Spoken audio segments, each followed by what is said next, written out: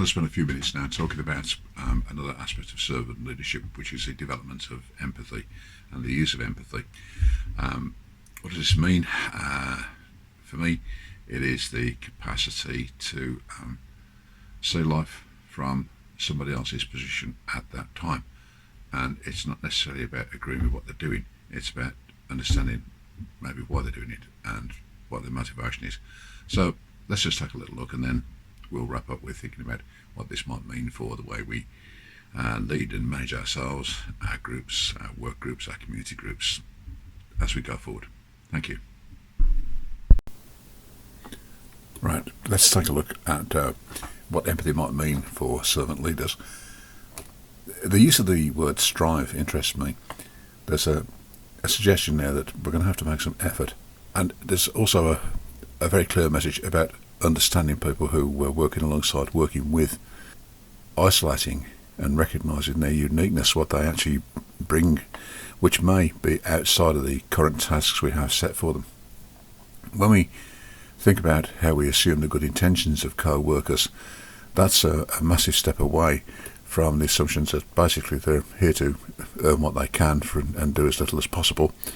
There's almost a reciprocal arrangement there, that if we assume that people do turn up to work with us with good intention, then we shouldn't exploit that good intention. What do we do when things go awry? Well, we can challenge the behaviour, we can challenge the performance, but we still keep ourselves in a place where we're seen to support the person. Let's think about, shall we, what seems to be on the surface of it, a pretty straightforward adjustment. I will assume better of people, and they can assume better of me, and we'll meet somewhere, and that'll be a much better place than we're in now. That's fine, but when we are challenging maybe behaviour and challenging performance, in our current setup, in our current way of working, there's almost a default position where that's going to be seen alongside a performance review. And does that therefore mean that my time here is finished, that I'm not going to make the progress that I'd like to make as my career prospects are going to be hampered? It's really important that we try and get around this and say that actually your progress with us, your potential with us, is based on the person who you are and what you bring and how you serve our values. And from time to time, we are all going to drop a pass, we're all going to slip, and that's all right. What we should be doing is taking a look at where does this slight difficulty sit alongside our values, our ethics, our behaviours, our purpose. What is it that's happened that detracts from our meeting those aims, our purpose, and what is it we need to do to put it right?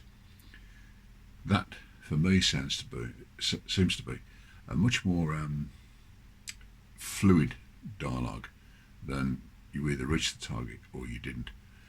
And throughout the fluidity of dialogue, and I use dialogue rather than report, throughout the fluidity of dialogue, we do actually get to understand each other better and to understand what we mean by what we say. So the development of empathy, I'm very much of a mind to say that it's about developing as well the capacity to understand what other people mean when they're talking to us, and maybe getting rid of some of the filters that either demonise the message or allow us to effectively ignore the message. So something to be carried away from us, to be carried away with us, for me, is very much about how do we incorporate this into our daily working lives, into our daily lives as community members, as family members, as workers, co-workers. How can we try and incorporate this, and how can we talk about it with other people and say, look, here's just something I'm having a go at here, let's see how it works.